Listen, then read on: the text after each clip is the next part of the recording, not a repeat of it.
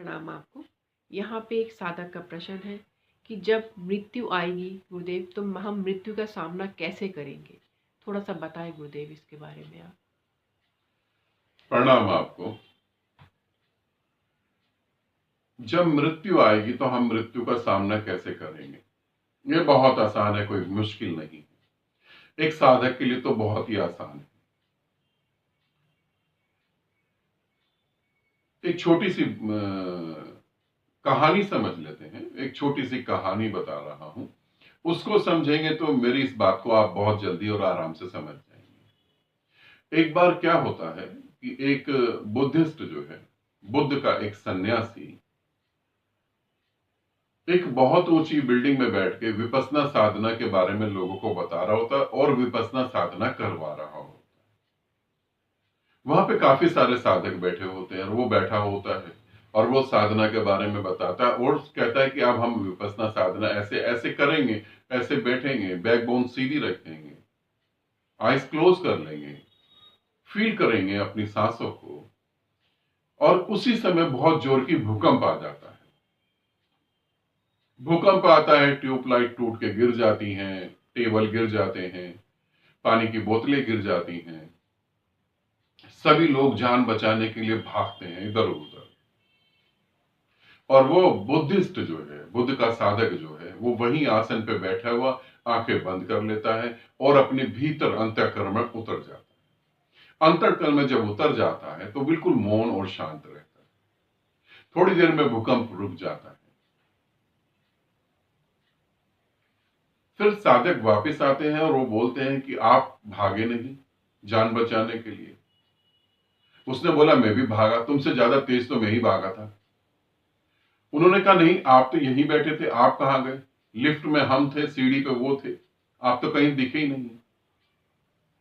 वो साधक ने बोला नहीं नहीं, तुम बाहरी जगत में भाग गए, मैं भीतरी जगत में भाग गया, भागा तो मैं भी था। अब हम समझते हैं कि साधक मृत्यु का सामना कैसे करे। अब शायद आप मेरी बात को बहुत आसानी से समझ सकते हैं।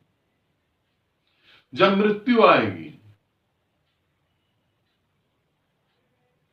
तो संसारिक जो संसार में जी रहा है, जिसकी पकड़ संसार की है, उसको यही लगेगा कि मेरा सब कुछ छूट रहा है, मुझसे सब कुछ जा रहा है, अब मैं क्या करूंगा। वो उन्हें इकट्ठा करने की कोशिश करेगा। संसार बड़ा प्यारा लगेगा, जाने को वो तैयार नहीं होगा। और मृत्यु आ रही होगी और मृत्यु जब सामने खड़ी होगी तब भी वो प्राण छोड़ने को तैयार नहीं होगा और वो भागने की कोशिश करेगा। जैसे पहले, आज से 100 साल पीछे जाओ तो मृत्यु बहुत अच्छी थी, आज तो मृत्यु भी नरक जैसी हो गई है। जिसके पास जितना ज्यादा पैसा है उतनी ज्यादा नरक जैसी मृत्यु पाता है। वो वेंटिलेटर पर पड़ा हुआ मरा हुआ आदमी पड़ा ही हुआ है बेचारा, जबरदस्ती मशीन के सहारे उसे रोक रखा है। बड़ा बड़ी दुर्गति है। तो जैसे ही वो मृत्यु उसके पास आएगी वो भागेगा, तड़फेगा। और जैसे साधक के पास मृत्यु आएगी तो साधक को मृत्यु से आने से पहले उसका बोध होने लगेगा और वो अंतःकरण में उतर जाएगा, वो अपने निराकार में चला जाएगा। मृत्यु का तो वो सामना ही नहीं करेगा, मृत्यु उसके सामने आएगी ही नहीं। तुम्हें देख के लगेगा कि मृत्यु उसकी आई, मृत्यु तो सिर्फ शरीर पे घटित होगी, शरीर तो वो पहले ही छोड़ चुका होगा। साधक भीतर उतर जाएगा, मृत्यु से पार हो गया। वो उसने खुद ही स्वयं ही छोड़ दिया ये शरीर की, ये लो कर लो जो करना, मैं जा रहा हूं अपने धाम। वो चला गया अपने धाम, तुम कर लो जो कर रहे हो। सभी संत, सभी इनलाइटेड लोग, सभी ज्ञानवान लोग, सभी समाधिस्थ लोग, सभी गहरे ध्यानी लोग मृत्यु से पहले मौन साध लेते हैं। वो तैयारी कर रहे हैं, वो आएगी, खाली शरीर पाएगी और चली जाएगी, बस। मृत्यु से ज्ञानी का कभी आमना सामना नहीं होगा, क्योंकि जीवन में वो मृत्यु से पार चला गया। तो इसीलिए मृत्यु का हम सामना कैसे करेंगे? मुझे लगता है या तो साधना अधूरी रह गई, ये तुम्हारे अभी अनुभव नहीं हो पा रहे हैं, इसीलिए तुम्हारे अंदर ऐसा प्रश्न उठा है क्योंकि मृत्यु का सामना तो कोई भी साधक नहीं कर सकता जो पार चला गया। मृत्यु तो ये तो ऐसे ही हो गया। पहली बात, जो साधक गहरे उतर गया है उसे कहो कि मृत्यु का सामना कैसे करोगे तो वो हंसेगा, वो कहेगा कैसी मृत्यु। मृत्यु तो वासना पूरी करने की है, मेरी तो वासना पहले ही मर गई,